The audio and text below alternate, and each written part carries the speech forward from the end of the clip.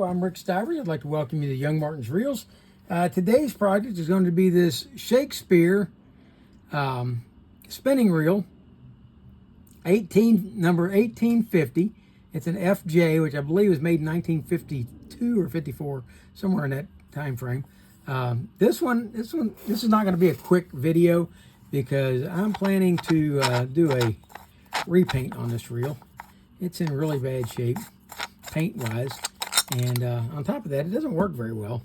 And I'm going to show you what is wrong with it. When you wind the handle, everything seems to work fine, although it makes a clunking sound. Okay, it seems to work okay though, until you do. That's when you're winding it in. Now you want to cast it, and in order to cast this, you wind it backwards. See this little window right here? When that door reaches the upper side, right here, it's going to open that door and pull that pin inside. Okay, like that.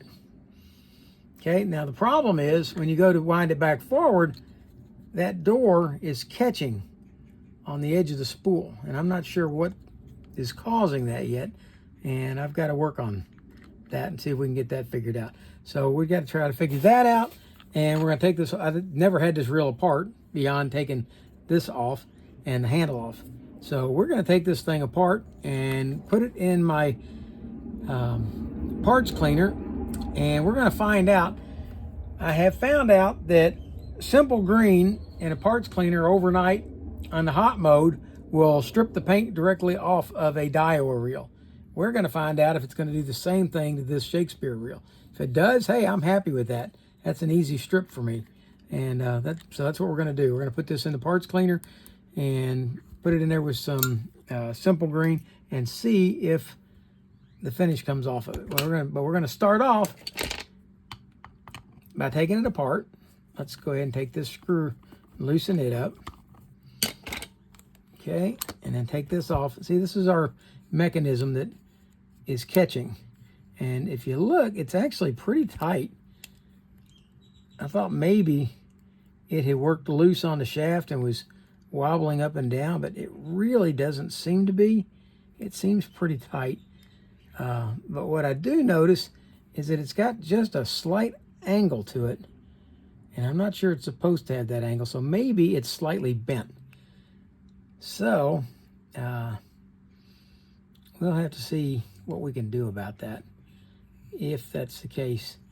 And the way this works is there's a pin. See this pin on the side of the crankshaft or axle shaft? Well, as this rotates, that pin spins it around. Okay, when you back it up, the spin goes the other way. Well, if you come down to right here, you'll see that that pin will be riding right here. Well, when we put this together, we're going to put it together with the pin on the back side right there, so that when it's backing up the other way, the door will be closed like so. Okay, that's the way it will ride most of the time. When you back it up the other way, it's supposed to back it up like so and open that door. Maybe I'm putting it on wrong. Let me check that out. That would be really snazzy if that's all it was. I had this on backwards. Okay. And so far it doesn't look like it wants to go. There we go. Okay. And screw the screw down. Nope. Okay. Now it appears that you have to have this door closed when you put this on, or it's not going to go on. Let's tell you what, let's wind this all the way up. There we go. Put it in the up position. Let's try it again.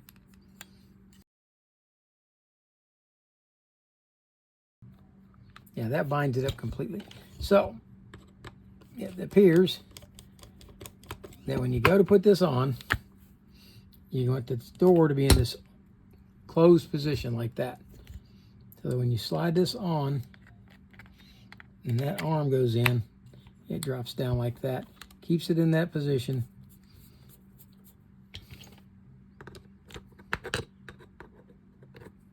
Okay. Yeah, then it will work until you back it up, and then I'm jamming. And it's catching on the edge right there.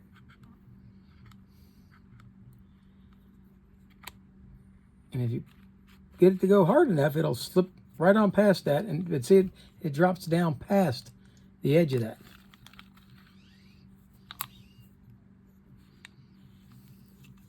And as this backs up, when it gets right, it won't manage it. You have to do it this way. Okay. There's the backup, and there's jams.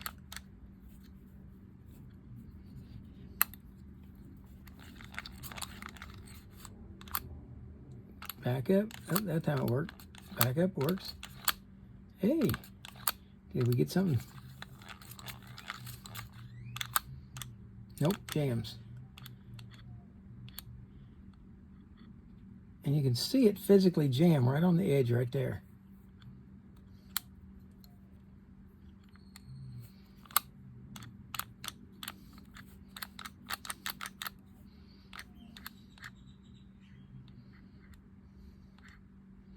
And I don't know why that's doing it. Anyway, we're going to work on this, get it all cleaned up, and see if when we go to put it all back, see if it's still doing that. It could be just dirt and stuff, keeping it from performing like it's supposed to. We're going to take the rotor off, or sorry, spool, and the spool turns inside there. Does it, will the spool unscrew?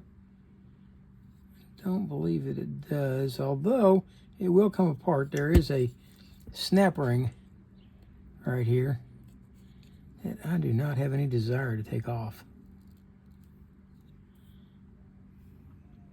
That is such a fine little snap ring.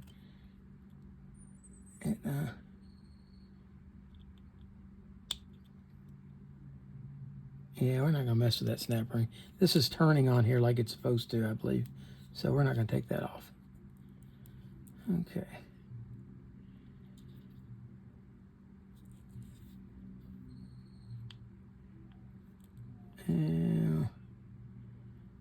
And again, maybe we are.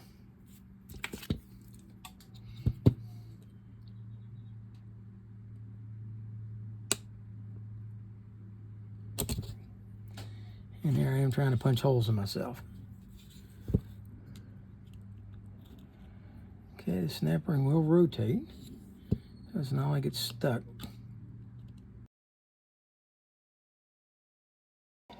I know it's really weird that I have this obsession with taking things apart. And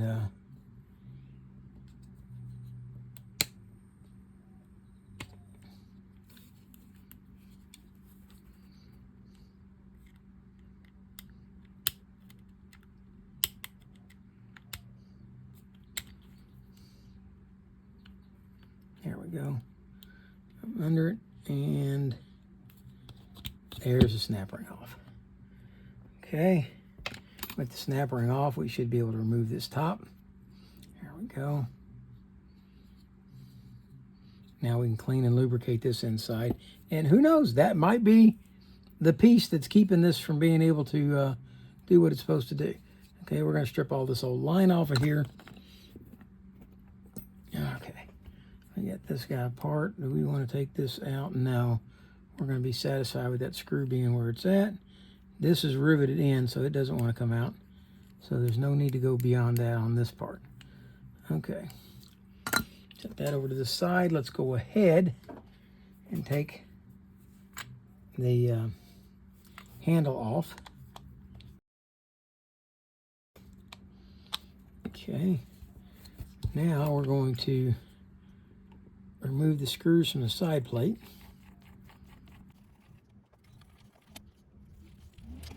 Okay, there's these three. We're going to put those with the handle so we know that these three screws came from the handle side, because they might be different from the screws on the other side.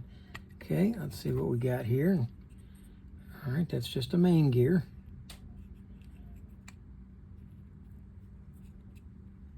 Okay.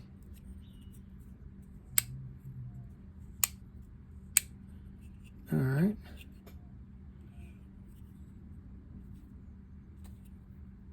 Well, I don't see any unscrewability to this.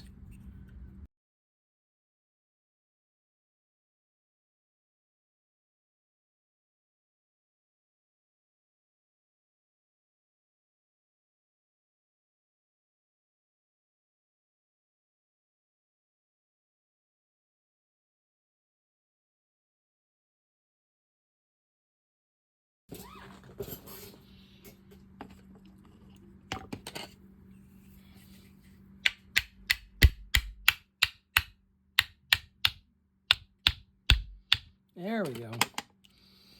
Okay. This axle, this main gear was actually jammed in here. Okay, and it made it look like it was all one piece, and it's not. All right, got that out. Okay, now let's see how we take this apart. There we go.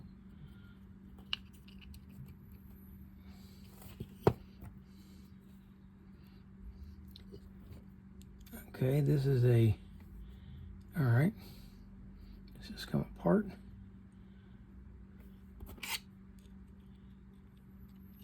Okay, it's got the teeth on it for engaging there.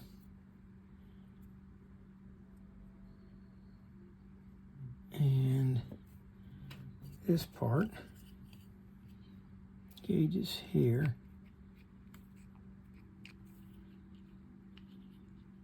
And it will turn so far.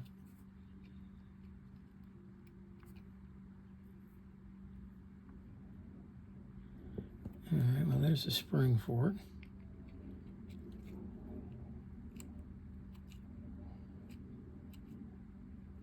Okay, I can't see what it's catching on. Oh, okay, I see. Up inside, okay. If you look inside here, you'll see it goes to there. All right, and there's it turn. All right. So this just needs a good cleaning. So we've got this clear as to how this goes together. This goes on here, and this piece goes on over the top of it. Let's put it into here. Okay, and then now that will lock onto there, and then this piece here will go on like so. That piece can rotate, and then this main gear will go up through here and fit into the keyway here.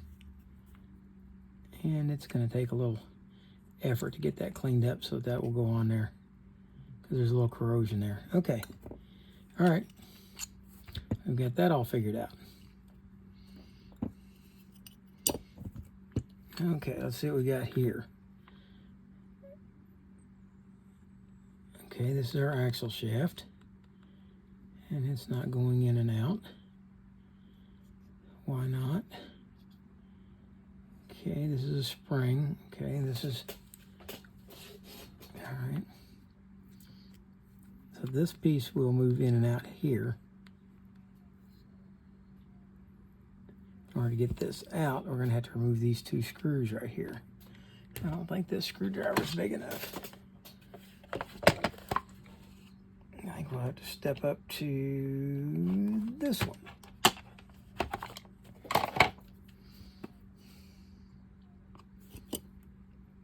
And that ought to be fun since this doesn't want to hold still.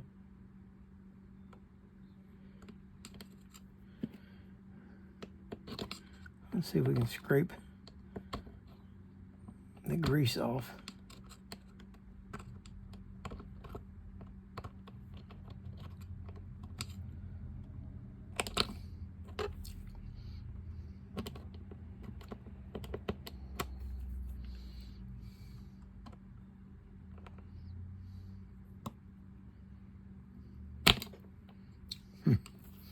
Yeah, this should be fun.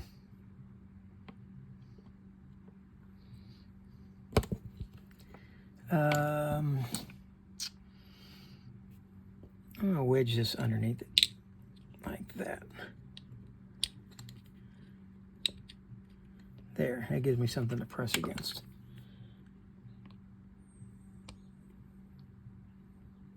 There we go. I'll do the same thing again on the other side.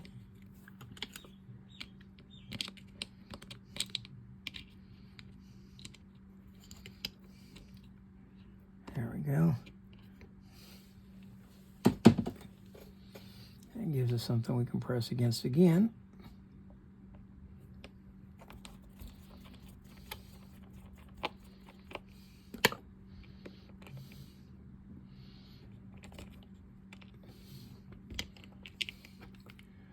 Okay, take this piece back out. There we go. And then this piece comes out. Okay. Now these two go together like that. Okay. We'll put the screw back in.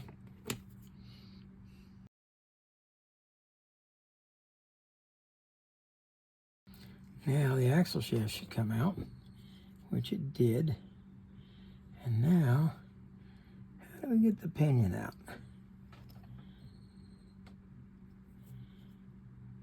It would appear that it's being held in by a snap ring. But so far, I don't see a snap ring.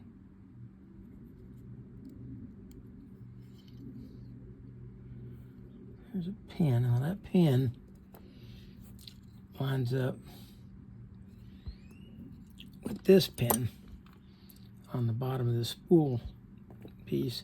That's what locks that in place and allows it to spin. Now, how do we get this pinion out?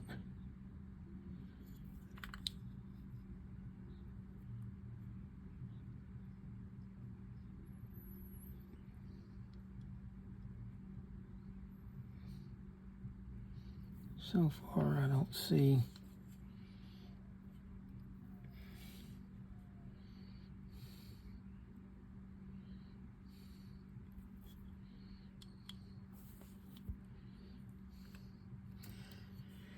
And maybe you guys can see it better than I can. I don't know. Let's blow this up and use the camera to see better, maybe. So far, I don't see a snap ring. There. And I don't see a snap ring there. And I don't see one through the body.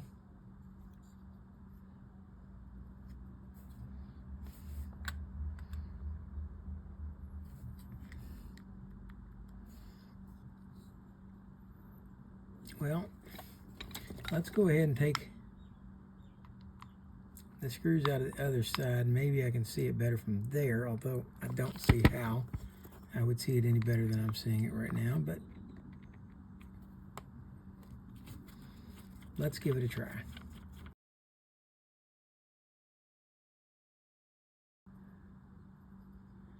All right, that's not making it any easier. All right, I've been looking at this, and these glasses of mine, just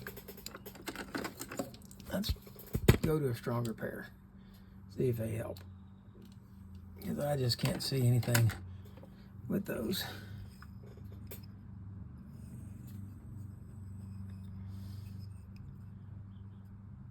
Okay. All right, it appears that nasty little snap ring that was on that other one, well, it appears that there's one of those right here as well. Yep, there it is right there. Okay, well, that looks like it ought to be fun to try to get off too. Okay, I'm gonna put a thumb against the edge of it over here, trying to hold it in place. And this is not a design that, this isn't your typical snap ring where you can just get on it with a pair of snap ring pliers and take it off.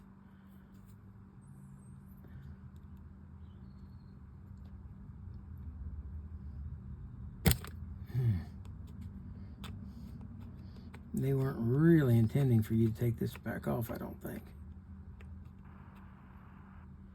There it is right there.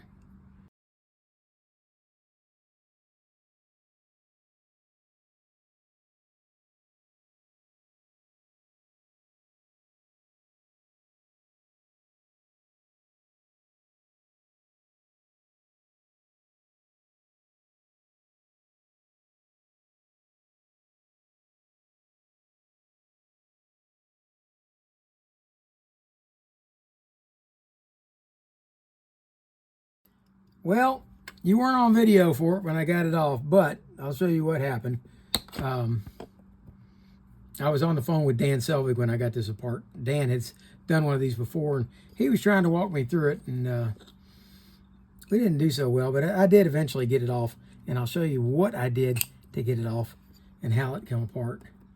And we had these two shims in the front, like so. And I'm not going to put this thing on, but this is the little snap ring that was giving me such a fit. Okay. All right, and what I did to get it off is I took this pair of pliers and held clamped down against that snap ring on the edge, while I took this dental pick and grabbed hold of it and kept pulling it and pulling it and pulling it, and it actually stretched the spring slightly, and that allowed me, once it stretched slightly, to get in there and be able to get it off. So I'll show you when we go to put it back on how it goes back on. But yeah, I'm not going to put it on so I can show you how I took it off, but that's the snap ring right there, and he is a devil of a beast to get off. But since I did want to do a repaint on this, it's really going to need to come off. And I don't think I need to take the drag clicker spring off. I think that can ride right where it's at. And we're going to put this thing into the parts cleaner, and we're going to leave it overnight on hot and see if it strips the paint off. I don't know if it will or not. If not, we'll move on from there, see what we can do. And in the meantime, we'll start, all the rest of these parts are going to come out nice and clean. One thing I do need to do is remove the line from this spool, and that's about it. Everything else is going in the parts cleaner, so you guys will see all of it tomorrow.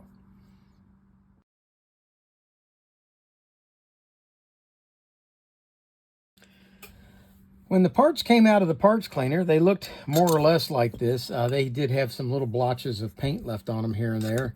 And I took a wire wheel, or sorry, a wire brush, this one here, and I just kind of scrubbed it a little bit. And the rest of the paint all came off, except on this panel right here. And this one left a little bit of green paint on the inside here, and I used a piece of 4/0 steel wool to scrub that off. And these all come out looking pretty good. Now, the one thing that did have a little difficulty coming off, on the inside right here, is where the felt goes for the drag. And those soaked in there, and yes, they did eventually come off. And if you look, they kind of come off in pieces like this. And I don't want to use that and put it back in there. It's pretty nasty looking. And so what I did is I ordered some felt online, and they made 1/16 inch. If I had it to do over again, I would not buy 16th inch felt. I would buy the 1/8 inch felt. And I'm going to show you how I went about making this piece. I'm going to repaint this. I don't think it's going to be the original color. I don't think I'm going to try to go back with that green. I think I'm going to go with something else. But I'm going to show you what I did to make that ring. Also, the gear in this thing, let's see if you can see it adequately. Okay, if you look at the teeth, they actually look pretty good on the front side, but if you turn them sideways and look, I believe, let me put on a pair of glasses. I don't have any on at the moment. Let's see if you can see it. Yeah, if you look at the edge of these, you'll see that there's divots cut into the face of each of these gears.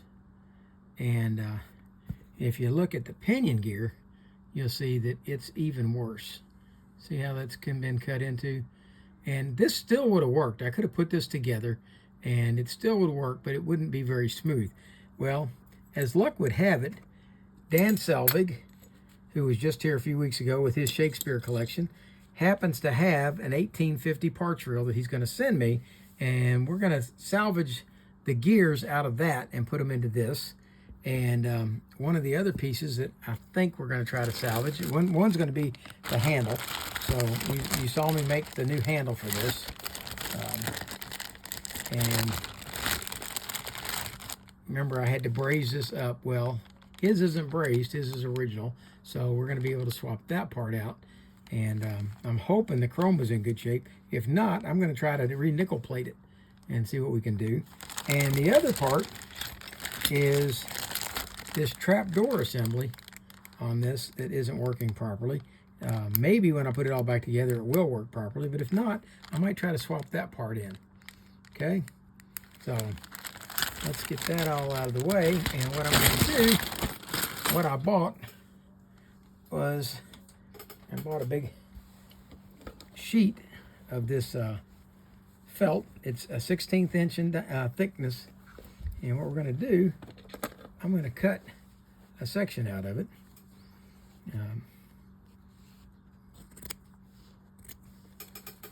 And this would actually work very well if I was making felt drag washers as well. Okay, so I took it like this, and I'm going to lay it on this piece of wood so that I've got something hard for it to sit on. And then I set the cap on here, and what I did, let's back out a little bit. There we go.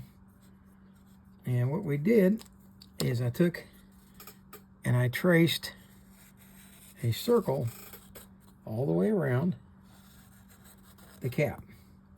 Now, if I just cut that on that line, it's going to be the same diameter as the outside of this. So what I want to try to do is try to move inside that and try to cut the circle so that it's a good, let's say, that looks like that's just about the thickness of this cap. So what we're going to try to do is try to stay in that realm.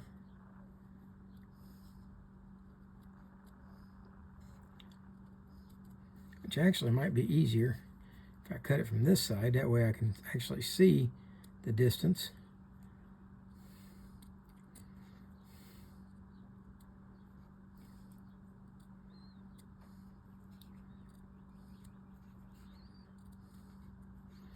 And you can see about how much I'm removing from the original outside rim.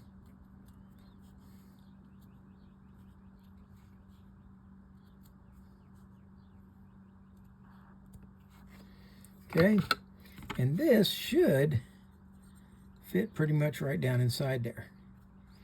And it's a little bit more than it needs to be, but that's okay. Once we cut the center section out of it, that's probably going to be about right. Okay, so now what I'm going to do is I'm going to take and fold this like this and make my first cut right about like that, because that's all the thicker that I want that to be. If you look at the originals that were on there, they were only about that wide. Okay, but they are a bit thicker than this. So if I was going to do it again, like I said, I would order some 1/8 inch instead of the 1/16, but I think the 1/16 is going to work okay.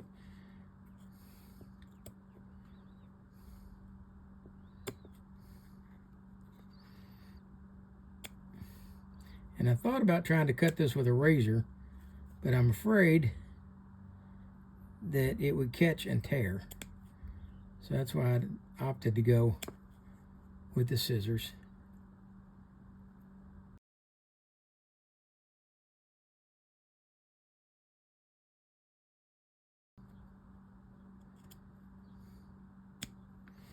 Okay. And that cuts it in like that. And then it should pretty much fit into there. And that's one of those things you have to glue it in a little bit at a time. And I will end up using rubber cement when I go to glue this back in, or in to begin with, not back in. This will be the first time this has been in here. Okay.